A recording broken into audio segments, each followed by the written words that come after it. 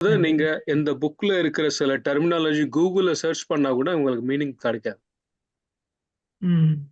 அந்த புக்ல குடுக்குற சில ரெஃபரன்ஸஸ் அந்த புக்ஸ் நீங்க ரெஃபர் பண்ணா தான் அந்த மீனிங் கிடைக்குது. ம். ம்ஹ்ம்.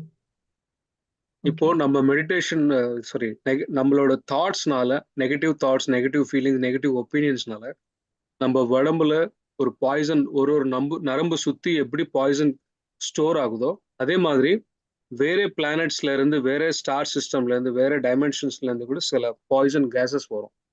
அவுட்டர் ஸ்பேஸ்ல அந்த பிளானட்ட சுத்தி இருக்கும். இந்த ம்ஹ்ம். சன் ரேஸ் அந்த பூமி சுத்தி இருக்கிற சர்டன் கேஸஸ் மூலமா பெனிட்ரேட் ஆகி உள்ள நம்ம உடம்பு மேல படும்போது, நம்ம உடம்புல ஏற்கனவே பாய்சன் இருக்கிறதுனால, அந்த அவுட்டர் ஸ்பேஸ்ல இருக்கிற அந்த பாய்சனும் பிளஸ் அந்த சோலார் ரேஸ் டச் பண்ணதுனால நம்ம உடம்பு மேல படும்போது இன்னும் அதிகமாகுது. ம். தட் இஸ் கால்ட் ஏரோபெரல். ஏரோபெரல்ன்ற டெர்மினாலஜி இந்த புக்ல இருக்கு. ம்ஹ்ம். இம்பெரல்ன்றது ம். பாய்சன்.